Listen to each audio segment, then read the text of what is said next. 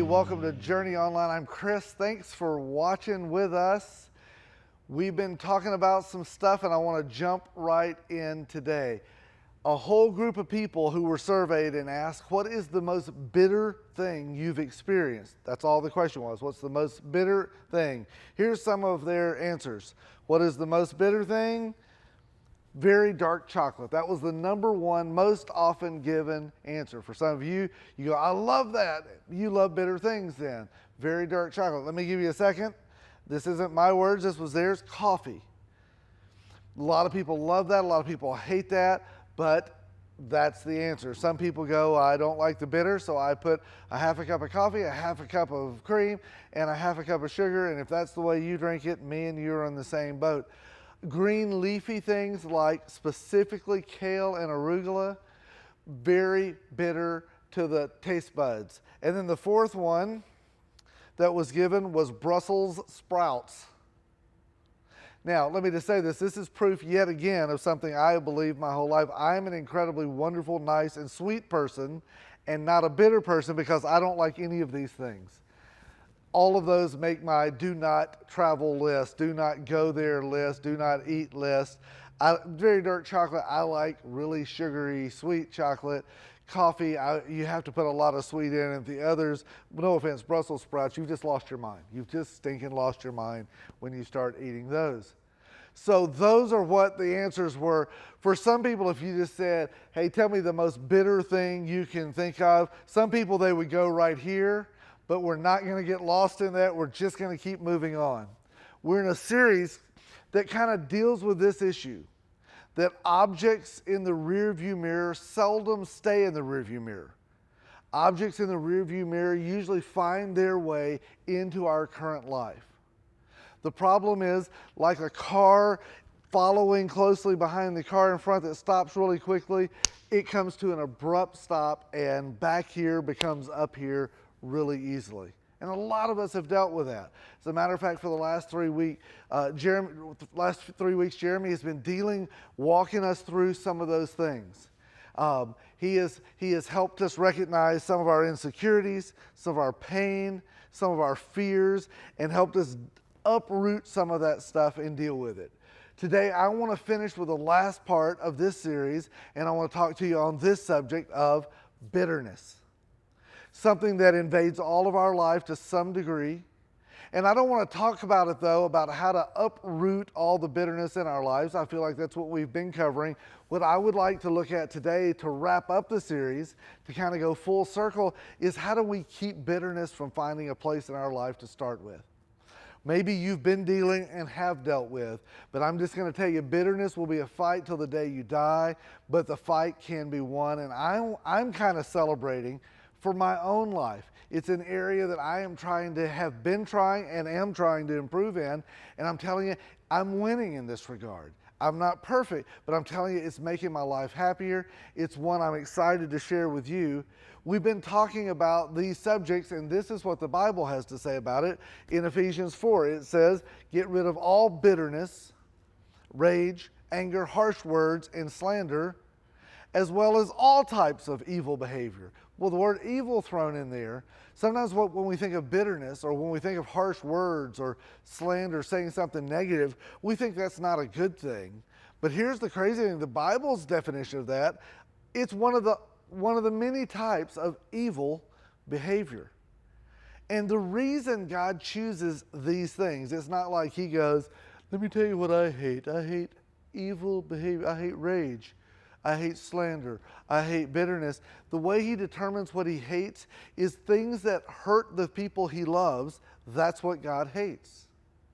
It's not just, I hate arugula or I hate Brussels sprouts. Yeah, I don't like that. It's not that. It's like, these are the things that destroy the people I love, therefore they are bad. And so as we dig in today, we jump into a story that we've been sharing for the last few weeks. Jeremy took us through the story of Saul, a guy that Israel wanted a king. God said, I'll be your king. And they're like, yeah, you're good, but we'd like a real one. And he's like, oh, I'm a real one. I want a physical one. And he let them have what they wanted. Sometimes be careful what you ask for. So they ended up choosing a guy, and they chose this way because he was taller and better looking than anybody else. They just said, that dude looks like a king. If you're going to have a leader, let's have a good-looking leader. Now, we have obviously moved beyond that in our political world because we ain't choosing that way anymore. But in their day, they said, look, he looks like a big strapping guy. He'll be great out in front of the army. He'll look great on a billboard. You know, any way you want to pump social media throughout the world, be like, hey, look at our king. And God allowed Saul to be chosen.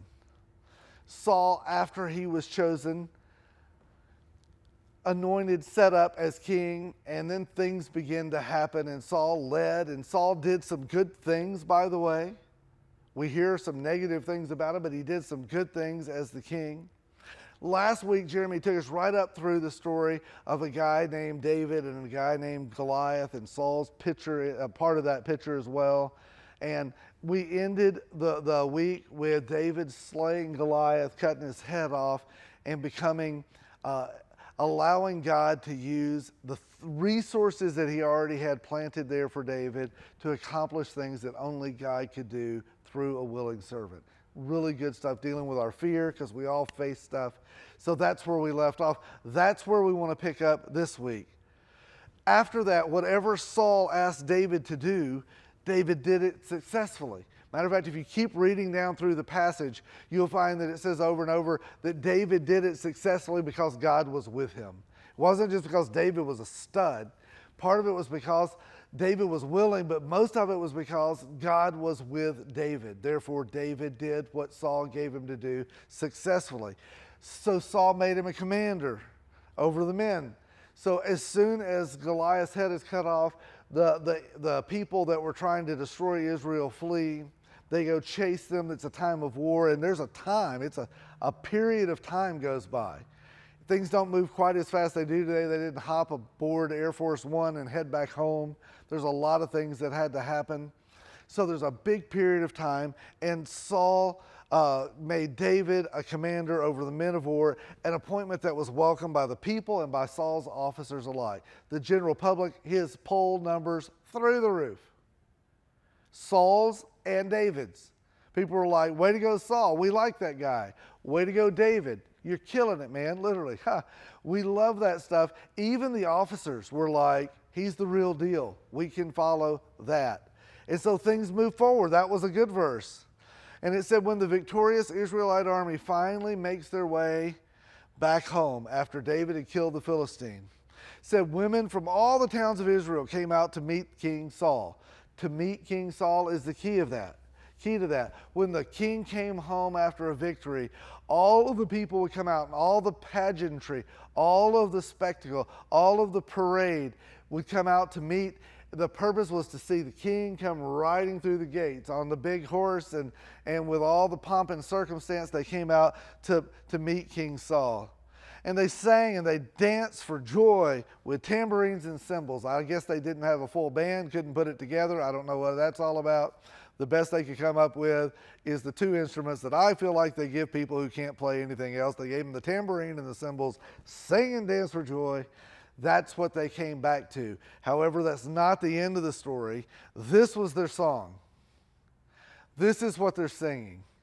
Saul has killed his thousands, and David his 10,000s. Now, I don't know if that was a rap. I don't know if that was kind of a ballad. I don't know if that was it was a Swiftie song or if it was something else. I don't know what that looks like, but I'm just telling you, this is what they were singing.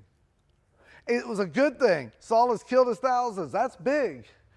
But that wasn't the end of the song. David has killed his 10,000s. And that changed everything. As a matter of fact, well, this amazing little passage in Scripture, check out the wording in this. This made Saul very angry. This is an abrupt stop. This is when all the traffic is moving that speed, and you look down to pick up something in your car, not look at your phone because you're not supposed to do that, but to pick up the thing you dropped, and when you look back up, everybody is stopped and collision happens. This is a collision point in the life of Saul. This made Saul very angry. What is this, he said. They credited David with 10,000s and me with only thousands. And this is what happens when this collision happens in life. We start telling our own stories and writing our own outcomes and writing our own scenarios. Matter of fact, look what he said. Next, they'll be making him their king. This leads us to some very new things. Let me finish this verse. So from that time on, maybe the most important 4 words in the story of Saul, from that time on. And from that time on, Saul kept a jealous eye on David. One of the things we read, matter of fact, we're talking about some of it in our small group last Sunday night. One of the things we find out about Saul is that from the very beginning, he has not felt great about being king. It's great to be tapped on the shoulder and say, we're going to make you the ruler of a huge part of the known world. That part is cool. But from the very beginning, matter of fact, when Samuel, the prophet, went to talk to Saul, Saul's like, I don't think I'm the guy for the job. I mean, I'm the least, and my clan or my little group or tribe is the least. I think you're talking to the wrong guy. You can do better than that. And they're like, yeah, but they like you. You're tall, you look good. He goes, well, I'm tall and I look pretty good, but I'm not sure I'm ready to be a king. He was very insecure about it. As a matter of fact, if you fast forward to when they came to the big ceremony of anointing him as king, they bring all the people together and they've got all the stuff at the press and all the world is ready to watch. And they're like, all right, let's go.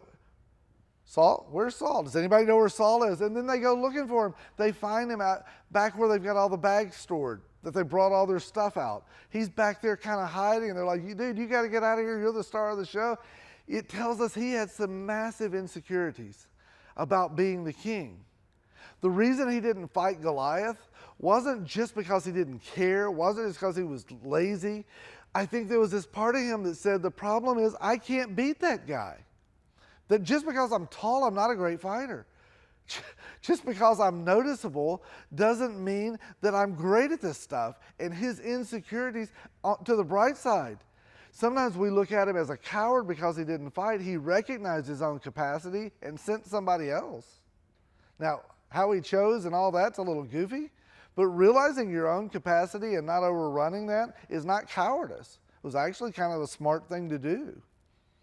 I don't want to get my butt kicked, and I don't want to get our country in a bad place, our nation in a worse place, so I'm not going to jump out there, but his insecurities were a big part of his life. We learned this lesson. When real life bumps into my insecurities, bitterness begins. When real life, when what's happening around me, not in my brain, but in real life, in real time, bumps into my insecurities, that is a collision. And at that collision point, let me tell you this, bitterness always begins there. Sometimes we deal with it well, sometimes we deal with it poorly, but we have to be able to recognize this point. The whole moral of this story, the whole purpose of our talk today is to recognize when real life hits my insecurities, that is a change of life moment. It doesn't have to be for the worse, it could be for the better. But when it happens, I better recognize that there is a root that is planted there of bitterness. For our friend Saul, it was life-changing. Matter of fact, the very next day, as often was the case, he would kind of get all up in his own head. He would have David come in, and he was playing the harp as he did each day. But Saul had a spear in his hand, and he suddenly hurled it at David, intending to pin him to the wall. Saul's sitting there, and he's like, man, it's not, I know what you're thinking. If somebody made me sit and listen to harp music, I'd throw something at him. That's not what this is. This is Saul sitting there and seething.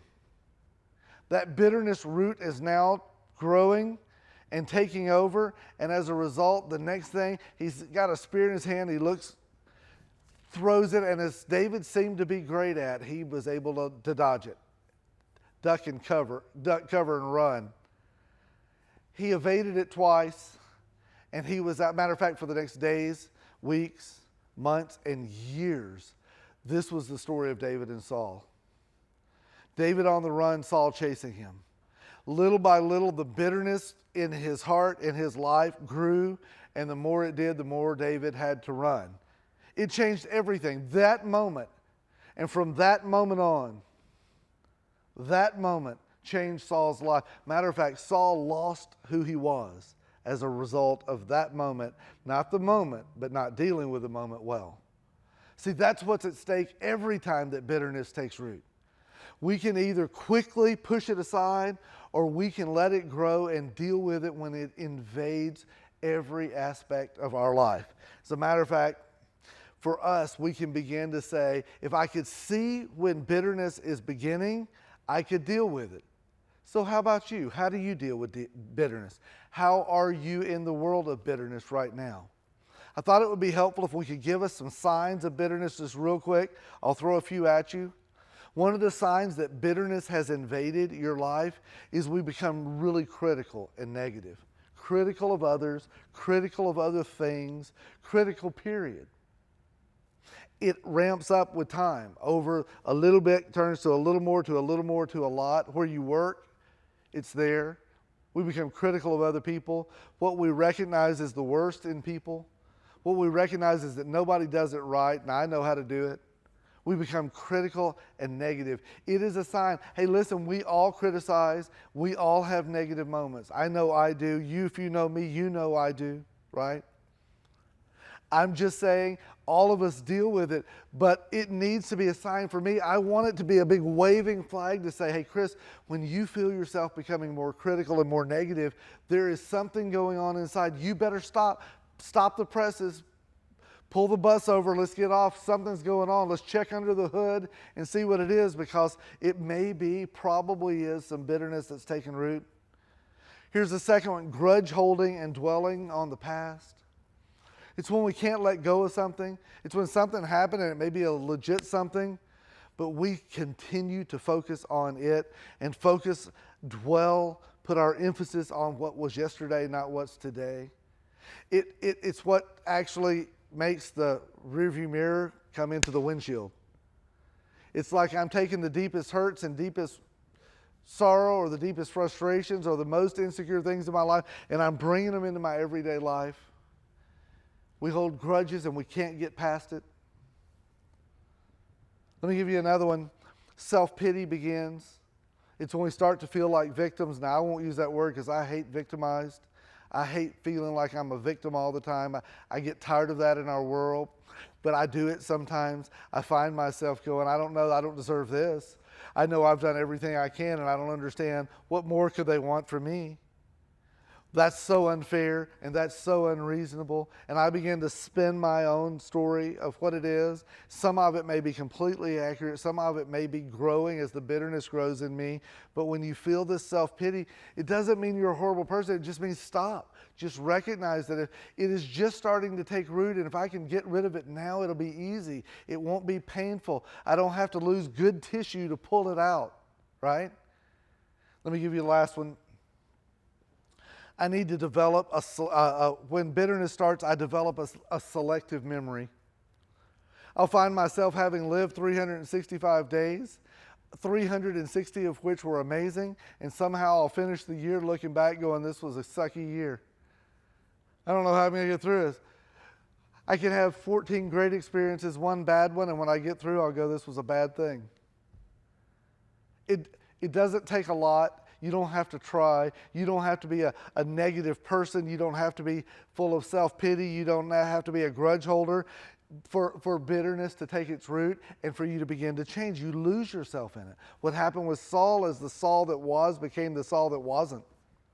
He lost himself in it. Developing a selective memory is something that happens when we don't mean for it to happen. I'll tell you how it happened for me. I would love to say, man, I don't know on this bitterness thing. I'll use you as an illustration. I've never dealt with it at all, except I have, and I have some more.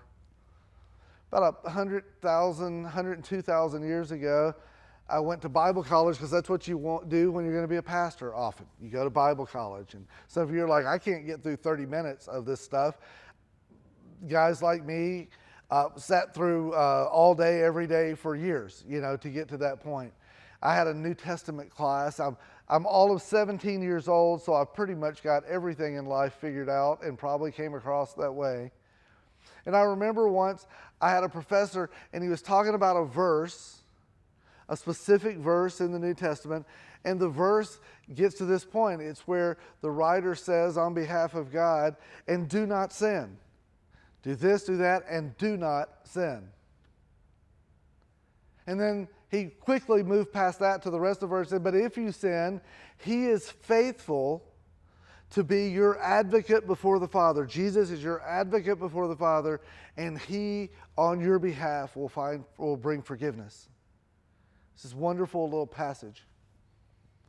And for me, I mentioned a few weeks ago, if you weren't here, it's okay. You probably didn't miss that much, but I spoke, and one of the things I told you that's an issue for me, has been an issue in my life, is I came from some real legalistic stuff in my life. And one of the things I developed, not somebody else's fault, that I developed in me was kind of this sense that it's impossible to please and impossible to please God. And it kind of beat me up. And at times I've tried so hard and it's exhausting. And that's what we talked about. That's a thing for me. That's been a thing for me. I have to be really careful. I'm sensitive around that, okay? This guy says, or the Bible says, and sin not. And then he immediately says, listen, that's not something we can do. We can't not sin. And so I'm, 3/4 of the way back in the crowd, maybe 125 people in the room. And I'm a little squeaky 17-year-old voice. I'm like, oh, excuse me. Do you feel like when he said not to sin, we can't not sin? Really? And he's like, well, Mr. Pace, that is what I believe. That's why the rest of the verse says that he will forgive when we do. It starts to move on. I'm like, I'm sorry to bother again. And this is in my head. Hey, this is a deal for me. Listen, I can be annoying. I know that. I'm not trying to be annoying. I'm not trying to be a jerk. I'm not trying to be snarky. I'm not trying to do any of that. I'm lost in this little moment. And I'm like, if he told us not to and we can't do that, isn't that a problem? That God would command us to do something we can't do? Even with him living within us?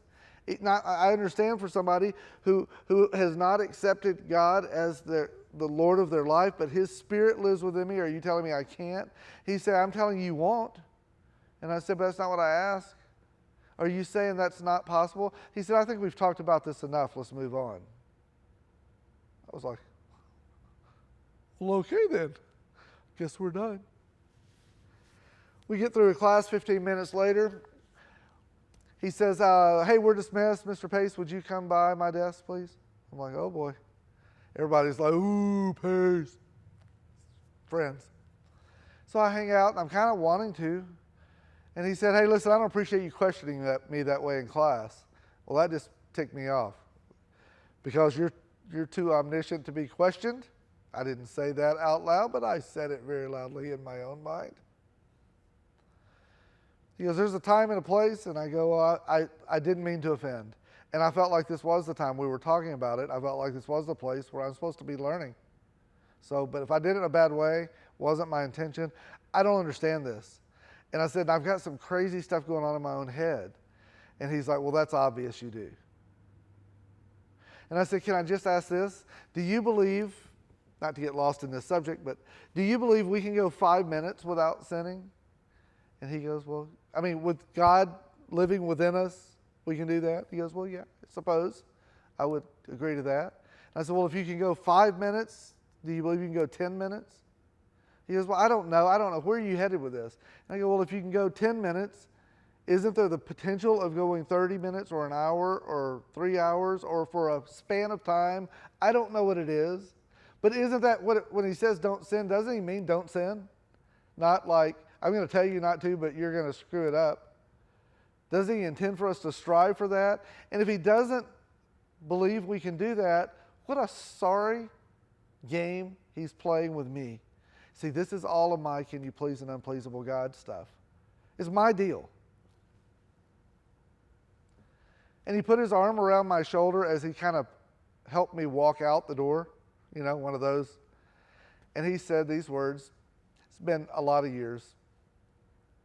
He said, Mr. Pace, I don't know that you're ever going to be able to help anybody if you pursue life with the attitude you have right now. And that was the end of our conversation. That was the end of his part of the conversation. but it wasn't the end of mine. See, here's the crazy, people who know me, people who love me and I've shared enough life with know this about me. My greatest insecurity in life is to believe that I lived this life and it didn't have meaning. To believe that I lived this life and it didn't help. I wasn't needed and useful and helpful. And in that moment, my greatest insecurity and real life collided about 100 miles an hour. I'm not sure you're ever going to be useful to anybody. I went to my dorm that night and laid awake most of the night, just PO'd. That was on a Wednesday. On Friday, go back to that class.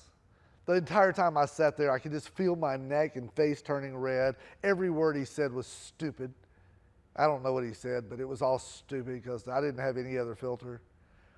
As soon as it was over, I walked out, didn't take a note, didn't do anything. On Monday, 8:30, Monday, Wednesday, Friday at 8:30, went to that class, back in the class, sat there. I couldn't get past any of that. What had happened in me is there was this bitterness thing, and it hadn't just rooted, it was growing at record proportions. I couldn't see anything, even in other classes. It was all, you're never. Here's the problem. I already wondered if I was ever going to be useful. I already wondered if there was ever a spot for me in the world. I already wondered if there was any role for me to help people in a world where I just wanted to help people. I already wondered. And now, that little root of bitterness said, that's why you can't trust a God who's unpleasable. Can I just tell you this? I'm a long way past that now. The fact that I still remember it may tell you something, but I have a feeling that the guy said stupid things. He said a stupid thing to me. He said a jerk-like thing to me. I have a feeling what he was trying to do was to say, hey, Chris, you need to be careful, buddy. You're going to set yourself up for this perfection thing, and you're going to come up short, and it's going to destroy you. I think that's what he meant. I don't think he was a stupid guy. I think he said a stupid thing in that moment. I'm glad I've never said a stupid thing in a moment, aren't you? Now I look back and say, I think he probably had good intentions and said it in a bad way. And here's the crazy thing. I bet 1 minute after that, he never thought about it again. I dropped the class. I lost my hours. I lost my money. I had to retake a 3-credit class later in my education. It hurt me in so many ways, but it hurt me a lot worse than that. I allowed that bitterness, and it would come back at the drop of a hat. It would show up. I became more critical. I became more negative. In self-pity, I'm like, can you believe he said, anybody would listen, can you believe he said that to me? And people are like, no, he's a jerk. I'm like, yeah, I like that. Say that some more. I want people to agree. It wasn't the best me. One of the things I figured out in life is that where my insecurities are, when real life comes in, bitterness will happen without me trying. If we want to avoid that, here's just a couple things to avoid bitterness. We have to become aware of where our insecurities are. See, for me, I can point that out now as an insecurity for me, but then I don't think I understood that at all. It ran into my insecurity. The only problem is I didn't know that was my insecurity. I think now I would struggle to do that well because I struggle to do everything well, but I do think I have the wherewithal to say, hey, I know, boy, that's going to be tough for me. I better be careful right there. Bitterness can come from that. That is an open wound introduced to a lot of germs. Let me give you a last one. To reject bitterness, we must recognize, and here's the key phrase, in real time, what's going on and what's at stake. I had no idea how much that was going to affect my future. I had no idea how much that would affect me, how it would flow into other classes, other learning, my relationship with God, into my relationships with other people. I had no idea. I was blind to that, but I'm not blind to it now. And I'm just telling you, I am not going to live my life and let those little bumps into my insecurities rule my life. I'm not going to let other people's bad moment become my bad lifetime. I can't afford to do that. and I refuse. I'm going to recognize in real time what's going on, and at times I'm going to stop and say, hang on, I know what's happening here. I've been through this before, and I just choose to do otherwise. If you deal with this issue, not if you deal with it, of course you deal with it. You're going to wake up tomorrow, and if you go to work tomorrow, you're going to get bumped into, and something's going to push against your insecurities. If you don't know what they are, it's going to push into them, and it'll probably happen, and it's going to take root there, and it's going to affect you. But if you can recognize those and refuse to allow that to happen, it changes everything. Hey, those of you who are parents, if your kids can watch you deal with those tough moments in life and allow God to interact with you so your insecurities become your security through Him, and they watch that, you set them up for the life they're supposed to live. You set them up for future success. You set them up for a future marriage. You set them up for future business success. You set them up to be great parents. And we can do this. I'm not saying go get a backhoe and dig up all your past. I'm saying tomorrow when this happens, recognize it and just stop. I'll leave you with one go-home thought for a verse. It's not mine. It says this, summing it all up, friends. That's how you finish a series. You use words like, summing it all up, friends. I say to you, I say you'll do best by filling your minds and meditating on things that are true and noble and reputable and authentic and compelling and gracious. Summing it all up, if you don't want bitterness to fill you, then fill yourself with these things. Choose these things. I'm going to fill my mind with things that are true, noble, reputable, authentic, compelling, and gracious. I'm going to flood my mind with those things. You know why it says that? Because your mind is flooded with something. But we can choose what we flood it with. I can't get away from, I'm still going to drive down the bypass and deal with people who do stupid things. I'm still going to go to work. I'm still going to go to the store. I still got extended family. I've still got strangers that may treat me badly. I still turn on the news or the television or open up my phone and read things. I still deal with real life. But here's what I'm going to do. I'm going to choose to fill my mind with these things. And then because he thought we might not understand, he sums it up a little more. He said, I want you to choose to fill your mind with the best, not the worst. How you doing with that? This week, how did you do that? How did you do with filling your mind with the best things, not the worst things? The beautiful, not the ugly. There's so much bad stuff going on, I know, but I can fill my mind with what I choose to fill. I don't have to stick my head in the sand, but I can be cognizant that I can only take so much of one, and I'll fill my mind with beautiful things, not the ugly things, things to praise, not things to curse. I'm going to find things to be for. I'm going to find things to dig into. I'm going to find things to support, not find things that are wrong and tear them down. I'm going to fill my life with building people up, with building things, with building up, not taking down. That's how I'm going to live my life. We can do that. That's real and that's possible. I am not a victim to bitterness. I choose to allow it to be in my life, or I choose to avoid it, or when it's there, I choose to push it aside before it digs deep roots, and I do it this way. If you're not sure how you're doing, monitor your words this week. What's going on in our minds will become what comes out of our mouth. What goes on in our mind and comes out of our mouth will become the way we live. Monitor your words this week. Tomorrow, when you finish Monday, whenever you're watching this, the next day, just listen the next day and find, are your words noble and reputable, authentic, compelling, and gracious? Are they the best, the beautiful things to praise? Is that what is salting your language? Is that what's salting your conversations? Are you steering from the crazy that's in this world and helping people over and over steer to a better discussion? Because if you've got enough guts to do it, ask somebody who loves you, that'll be honest with you. Tell me, what are you hearing? Here's the little Philippians 4:8 verse. Tell me, where am I doing this? Are you hearing more of these things or more of these things?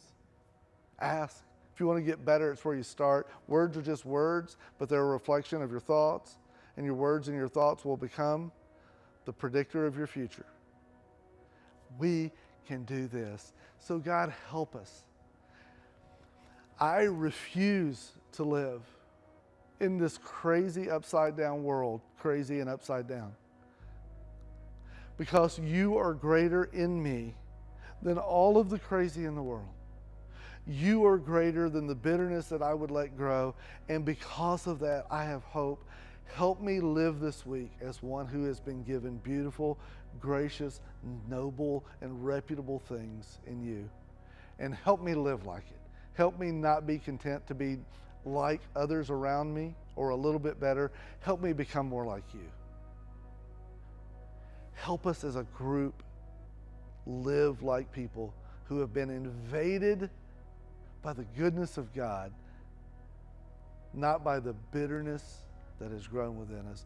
We ask it because you said we could, because we can only find it in you, and we celebrate where we're going to take it because you are more than able and you're willing, and we bring it in your name. Amen. Thanks for watching.